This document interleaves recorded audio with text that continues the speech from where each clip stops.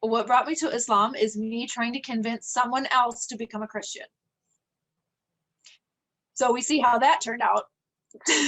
So I was living in Hollywood at the time, and I was a production manager for like TV and film, music videos, this and that. And I was very Christian, and I mean, I was like teaching Sunday school, all this. And there was a colleague of mine that worked on this HBO show with me, and he was Muslim. And I was trying to convince him that he should come to church with me so he could, see the truth, of course. And yeah, and he was like, thank you, but I'm not at all interested in that. And I said, well, who cares? It's like, you're not signing a contract for life. Like, just come to church one time. It's like an hour on a Sunday. Like, it's not going to kill you. If you don't like it, don't go back. And he was like, yeah, no, I'm not going to do that. And so I was like, what the heck? What has him so stuck on his religion that he won't even come for an hour? Like, oh, is your religion that cool? You can't like hang out for an hour? No.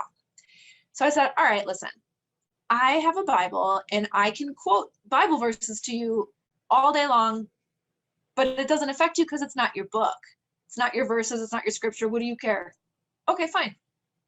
Give me your book. Give me this Quran or whatever it is that you're reading, your moon and stars worshiping book. And I said, let me read that. And then I'm going to use your text against you to prove to you why none of this makes sense. And this is why you should be Christian. That did not go as planned. And soon after, I found myself in a mosque by myself, wandering in with like jeans, ripped jeans, a V-neck t-shirt, flip-flops. And the guy was like, whoa, Assalamu alaikum, let's get a scarf on you if you want a tour. So I was like, okay.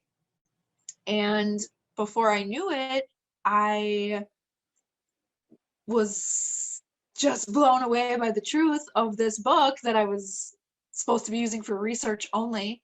And pretty soon I was like, I think I know what I need to do. And this is hilarious because I've always thought Muslims are crazy people. I mean, I'm just brainwashed by the news here. And, I didn't know anything about it. I thought they were just doing some like ritual stuff and blah, blah, blah. I didn't know what was going on. And so when I start reading the Quran, I see all these questions that I've had in Christianity for so long.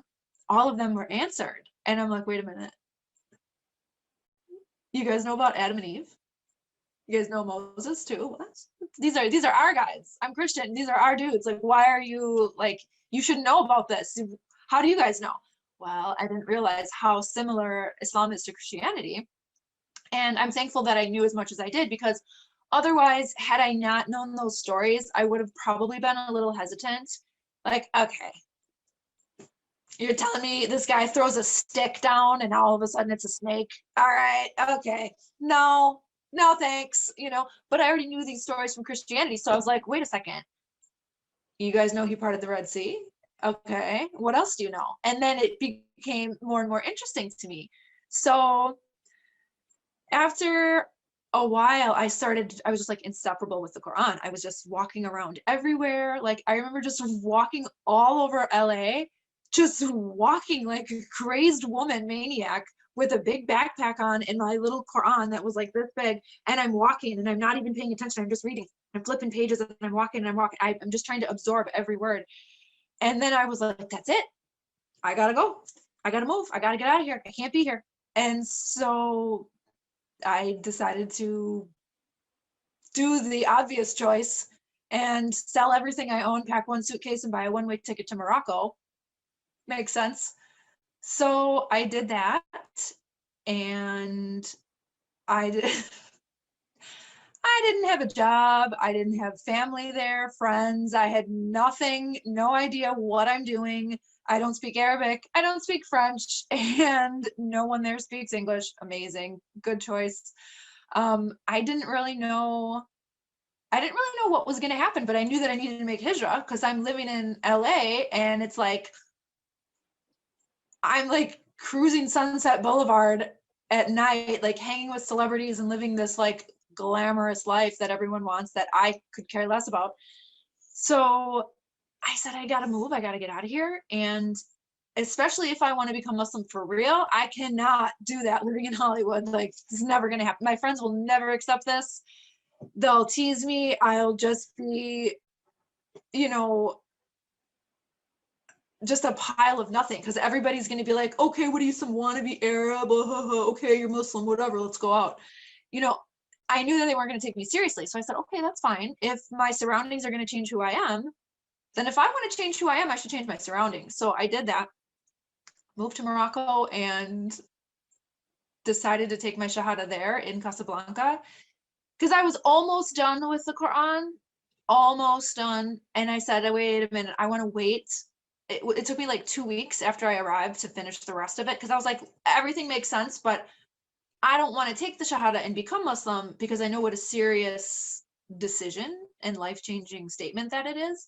You don't just like undo it and say, no, I was just kidding, I want to be Christian again. I knew that it was something very, very serious. So I said, well, I don't want to have this book that I'm 98% done with, and then I become Muslim, and all of a sudden the last, like, chapter and a half, there's some little like, oh, by the way, this, and this. And then I didn't want to be stuck. So I said, okay, let me finish the whole entire thing, and then I will take my Shahada. So I did that.